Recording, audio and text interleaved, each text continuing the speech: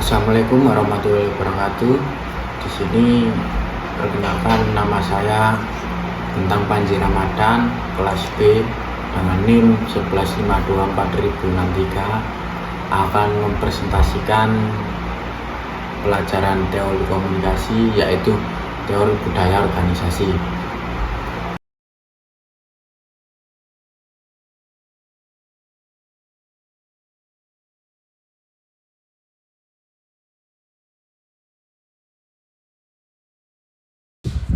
Di sini ada 5 materi presentasi.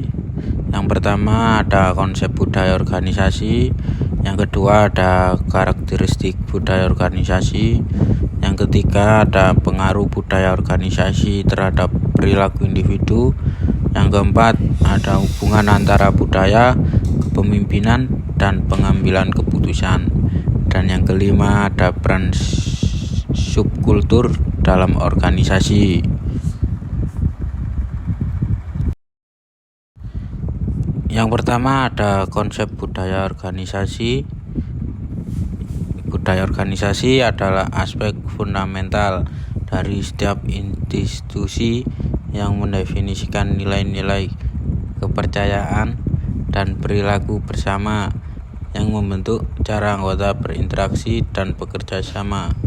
Budaya organisasi memengaruhi efektivitas organisasi, kepuasan karyawan, dan kesuksesan secara keseluruhan. Berbagai ahli telah memberi definisi budaya organisasi, masing-masing menekankan aspek yang berbeda dari fenomena yang kompleks.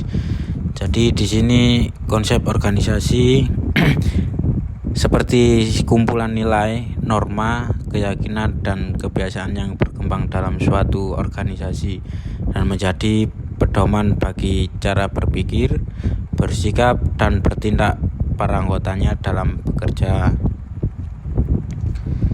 Banyak contoh mengenai konsep organisasi seperti di perusahaan. Budaya organisasi menekankan inovasi, keterbukaan, dan kolaborasi. Dan juga seperti di pendidikan militer atau birokrasi, budaya organisasi cenderung formal, hierarkis, dan terstruktur. Mengapa penting untuk konsep budaya organisasi? Karena budaya organisasi mempengaruhi kinerja dan motivasi karyawan, kepuasan kerja, kemampuan organisasi untuk berubah atau beradaptasi, reputasi perusahaan secara eksternal.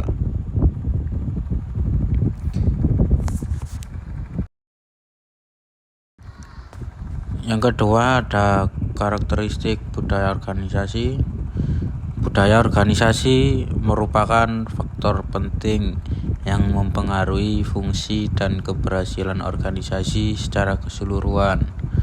Budaya organisasi mencakup nilai-nilai kepercayaan, norma, dan praktik bersama yang membentuk perilaku individu dalam organisasi. Budaya organisasi yang kuat memupuk persatuan, memandu pengambilan keputusan, dan mempengaruhi motivasi dan kinerja karyawan. Memahami karakteristiknya sangat penting bagi para pemimpin dan manajer yang ingin menciptakan tempat kerja yang positif dan produktif. Jadi di sini karakteristik budaya organisasi yaitu membangun unsur-unsur atau ciri-ciri yang membentuk dan membedakan budaya suatu organisasi dari organisasi lainnya. Karakteristik ini mencerminkan bagaimana suatu organisasi berpikir, bertindak, dan berinteraksi, baik secara internal maupun eksternal.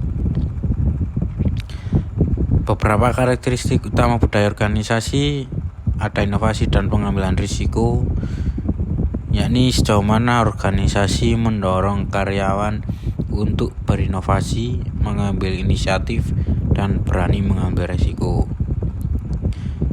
Kedua ada perhatian terhadap detail, yakni tingkat ketelitian, presisi, dan perhatian terhadap hal-hal kecil yang diharapkan dari para karyawan. Ketiga, ada orientasi terhadap hasil, yakni fokus organisasi pada hasil akhir dibandingkan dengan proses atau cara mencapainya. Karakteristik ini bisa membantu pemimpin organisasi memahami, mengevaluasi, dan membentuk budaya kerja yang mendukung visi dan misi organisasi.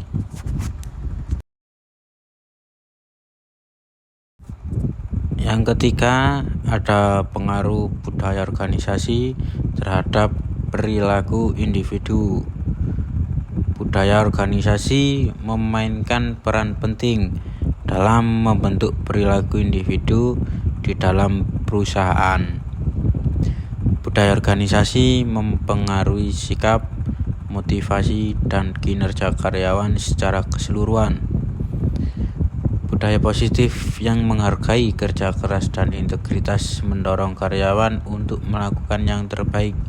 Selain itu, karyawan dalam budaya yang mendorong inovasi ini, keterbukaan lebih cenderung mengambil inisiatif dan menyumbangkan ide-ide baru, mendorong pendekatan proaktif dalam pengambilan keputusan dan pemecahan masalah.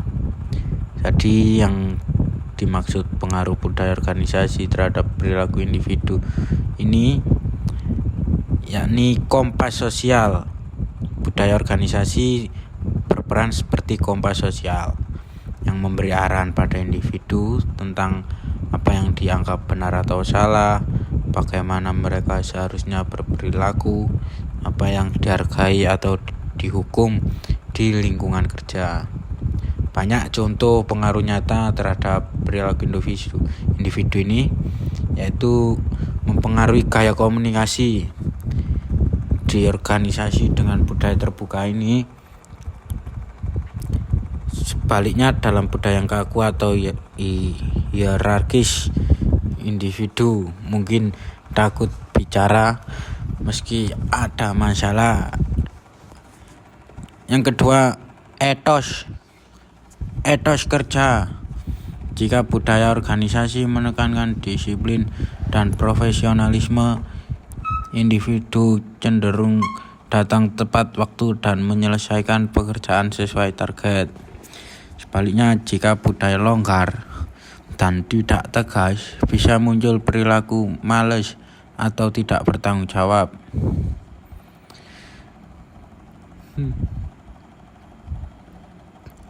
Ketiga, kerjasama vs kompetisi. Budaya tim akan mendorong individu untuk bekerja sama. Yang keempat, ada perilaku etis. Budaya yang menanamkan nilai integritas dan kejujuran. Budaya yang permisif bisa membuat individu mengabaikan aturan. Jadi budaya organisasi membentuk lingkungan psikologis yang mempengaruhi bagaimana seseorang berpikir, merasa, dan bertindak dalam pekerjaan. Yang keempat, ada hubungan antara budaya, kepemimpinan, dan pengambilan keputusan. Kepemimpinan dan budaya organisasi saling terkait erat. Para pemimpin membentuk budaya dengan memberikan contoh, menetapkan norma, dan memperkuat nilai-nilai melalui tindakan dan keputusan mereka. Sebaliknya, budaya mempengaruhi gaya kepemimpinan dan kerangka kerja pengambilan keputusan. Jadi di sini yang dimaksud dengan hubungan antara budaya kepemimpinan dan pengambilan keputusan adalah budaya memiliki gaya memimpin dan cara keputusan dibuat dalam organisasi pengambilan keputusan. Ketiganya saling mempengaruhi dan membentuk satu kesatuan dalam dinamika organisasi. Ada banyak masing-masing unsur terkait Hubungan antara budaya kepemimpinan dan pengambilan keputusan. Yang pertama, budaya organisasi merupakan nilai, norma, dan keyakinan yang menjadi pedoman perilaku bersama dalam organisasi. Yang kedua, kepemimpinan adalah kemampuan seseorang memimpin untuk mempengaruhi, mengarahkan, dan memotivasi orang lain untuk mencapai tujuan organisasi. Yang ketiga, pengambilan keputusan. Proses memilih suatu tindakan dari berbagai alternatif untuk menyelesaikan masalah atau mencapai tujuan tertentu. Hubungan antara ketiganya yaitu budaya mempengaruhi gaya kepemimpinan. Yang dimaksud di sini budaya yang terbuka dan partisipatif mendorong gaya kepemimpinan yang demokratis.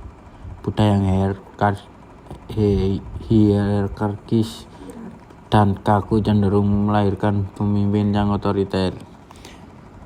Kepemimpinan membentuk atau memperkuat budaya. Di sini yang dimaksud adalah pemimpin adalah penggerak utama budaya organisasi. Nilai dan perilaku pemimpin akan menjadi panutan dan bisa memperkuat atau bahkan mengubah budaya yang ada. Budaya dan kepemimpinan mempengaruhi pengambilan keputusan. Yang dimaksud di sini dalam budaya terbuka, keputusan diambil secara kolektif atau lebih partisipatif. Dalam budaya yang sangat terpusat, keputusan diambil oleh atasan. Pemimpin juga membawa nilai-nilainya sendiri dalam proses pengambilan keputusan yang akan disaring atau dipengaruhi oleh budaya organisasi. Jadi budaya kepemimpinan dan pengambilan keputusan membentuk sistem yang saling mempengaruhi. Dan pengambilan kepemimpinan menciptakan budaya untuk menjadikan hasil dari sinergi keduanya.